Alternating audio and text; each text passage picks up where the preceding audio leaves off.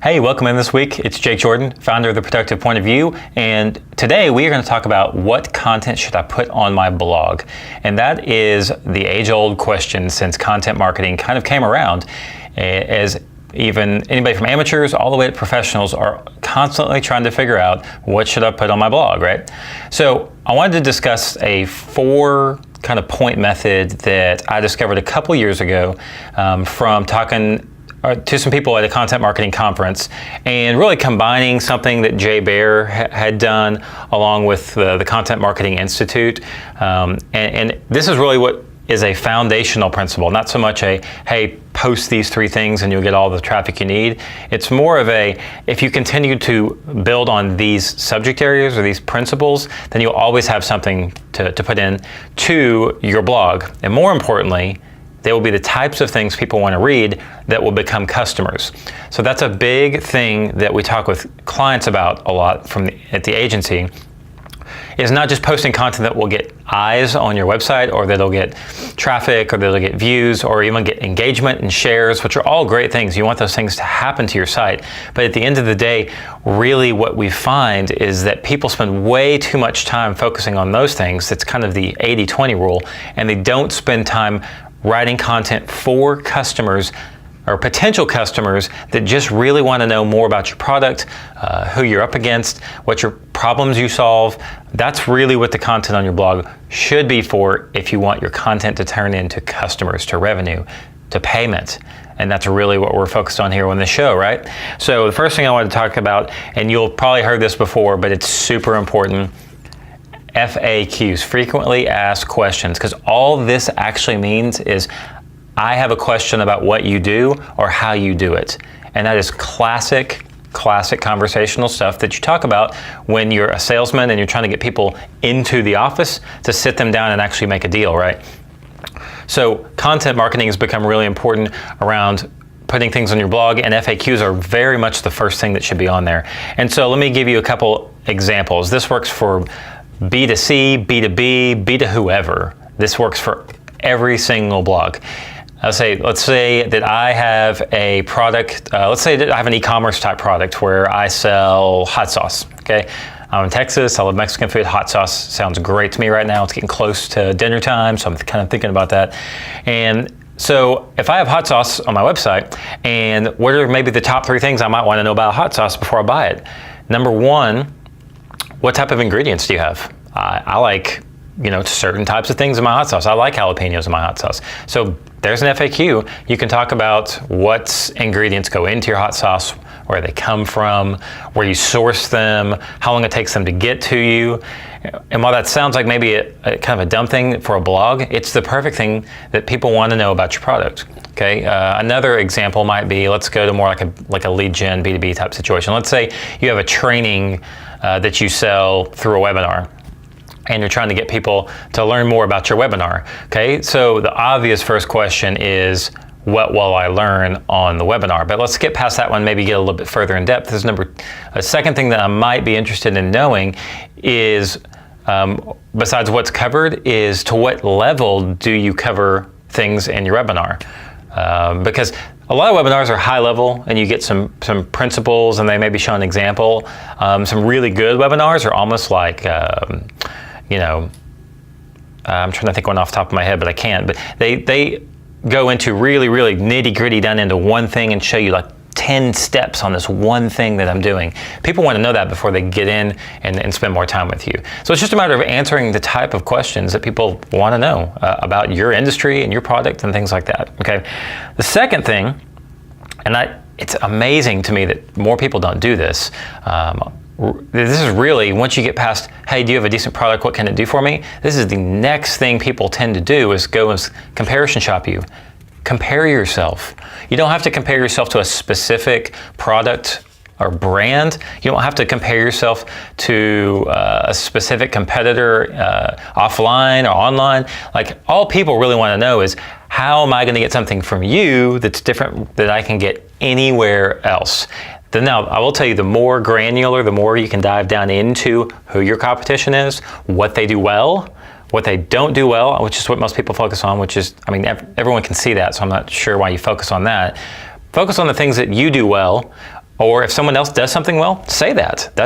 We're not saying anything everyone doesn't already know anyway. But when you talk about comparisons, what you do is you admit that you're human, and people connect with that. And you talk about the things that they're gonna do by themselves anyway, so you might as well do it for them. And then they have to spend less time going out, and when they go out and they see the things that you've already shared with them truthfully, they're gonna go, I trust this person, they get it, they really just want me to have the best experience with this product or service or whatever. You gotta do comparisons. A lot of people will do that as an actual page on their site, a comparison chart or something like that. Even if you have that, I would still go to your blog and do a video screen share of your product, or go do an interview talking about it, or write ingredients side by side in the blog with something else that you're trying to compare yourself against. People care about that. Okay, this is a big area, okay? And this seems to most people more like part of the sales process. But once again, your website is your sales tool, and your blog is the way to have the conversations that you can't have with people because they're not on the phone with you yet. They're not in person with you yet. Objections. So once you've gone through and you answered some major questions about what's going on in the industry and what these types of products or services do for people, and then you've started to compare yourself to other people and say, hey, here's what we're good at, here's what we're not good at, start talking about objections. Because after these things have happened, what people want to know is, okay, how are you going to get me past this? Because if they have to do it themselves, a lot of times that's where you lose transactions online, is you haven't handled the objections before they can talk to you. That's why chat windows became so popular, because they can pop up and you can ask questions. Objections, what about this? Do I have to pay every month? Do I have to pay twice a month? What about my money back guarantee? What does that actually look like? There's so many different areas of objections that you can cover that a lot of times, I think this ends up being the most underutilized part of people's websites. And I think it's really, to be honest, because we don't know our customers well enough. When you go and you do your initial assessment of a customer base or a demographic or a segment or whatever, and you ask questions about, hey, I'd really like to know what you guys want in a product. Hey, I'd really like to know what other products aren't offering you. Hey, I'd really like to know how we can improve what we already have out there on the market. And you do that one time up front, and you set your campaigns, whether it's just content campaigns or advertising campaigns or whatever you've got out there. Great, good job. That's how we all should start. But once you've run people through your website and your content, the next step is to go back and ask again, and ask again, and ask again. Because you ask it enough different ways, you'll get different answers. And that's where the people who do content marketing and advertising, where they do it well, you hear about split testing, okay? And split testing as a concept is great.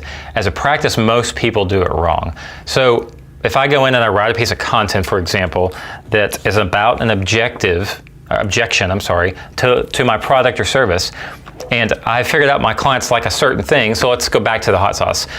Clients don't like jalapenos in Wyoming, let's say. I'm selling in Wyoming. They don't like jalapenos, okay? But so you make a product without jalapenos, and you're selling, and you just don't feel like you're getting the amount of traction or sales that you want. You go, but I surveyed, and they said they don't like jalapenos, so I took them out. Well, if the next time through you ask, do you like other types of spices? Aha, maybe there's another type of spice that they like in their hot sauce that's not jalapenos, but would push your product up over the next kind of plateau of revenue that you're looking for. So that's what I'm talking about. You got to keep asking the questions in multiple ways. That's why I think anybody that has a history in SEO or takes the time to go learn the basics and the foundations of SEO have a step or an advantage above other marketers, because we're trained as SEO people to ask a question 1,000 different ways, with 1,000 different words, with 1,000 different influences or enunciations. It's all about how many different ways can I figure out this phrase. Now that can be abused if you're trying to do that in copy on a page. Where it is super helpful is when you're surveying and when you're trying to figure out what people really mean. So I would encourage you to make sure when you're going through, get as many objections covered as you can, and just find creative ways to handle that. It doesn't have to be a handwritten 500-word blog every time talking about here's what people think is a problem and here's how we overcome it. You can do interviews, you can do contests, you can do infographics. There's so many different ways that you can cover those subjects that keep people's interest up, make it intriguing, compelling. Test that. That's another great thing to test, okay? And then last, and this is where most people fall down, right? Because not that they're not doing it, it's that they don't have permission yet to do it, okay? It's lessons. So if I've gone through and I understand that answered some major questions about the industry and just about products and services. And I've really talked about comparisons or comparing our brand or your brand. You know, you've gone through and done some comparisons, and then you've talked through objections on your site, on your blog, and your social media. Now you have permission to teach. And it doesn't take much of that to actually have permission to do that. You just have to be consistent about it. You have to show up all the time. Something new every month. You know, once a week. This show's once a week. In the past, I blogged daily for different business models because that's what people told me to do. But once you really understand the underlying foundational reason of why you should have content out, which is to answer people's questions about your product and service on these 4 different aspects that we're talking about right here, well, if you do that consistently for 6 months, I mean, heck, 3 months for some industries, all of a sudden you have permission to start teaching. And I don't mean set up a training like this or like a course that you buy, or I mean take something that people consistently or frequently mess up or stumble on, or they're just not like speeding through it, and just share a tip. Share something about it that would help them use your product or service better, or pick a product or service that better fits them. That's a lesson. And that's when you really get that and nail that, and you're consistent with all these other things, and then you add these on top, that's the gasoline. That's when you start becoming an expert and people start trusting you and they start coming to you, and you get more exposure and offers to show up different places. You know, one time when I was asked to be on a famous content blog, a famous SEO blog, it's because I was doing all these things, and they came to me through somebody and said, hey, this guy might be a good guy to interview. And so at the end of the day, you're covering the things that your customers want, then you're putting content on your blog that matters, and it works. And then that's when revenue follows. So that's it for today. I would love to hear your feedback on what you guys use for your blog. Do you use these 4 things and just call it something else? Or do you have other things on your blog that's really translated into sales, into revenue, into a really great percentage of your readership turning into a product or service, at least them turning into a free trial or turning into a free download and jumping into your system? That's really what I'd love to hear your feedback on, because once again, this is the productive point of view. This means I'm not the only point of view. I know you guys have some amazing, awesome ideas. So thanks for tuning in, and we will talk to you again next week. If you found this helpful and you think somebody else would really benefit from something that we talked about here today, please go and share it, because we are a brand new YouTube show. So that would be greatly appreciated. Thanks, and have a great afternoon or evening.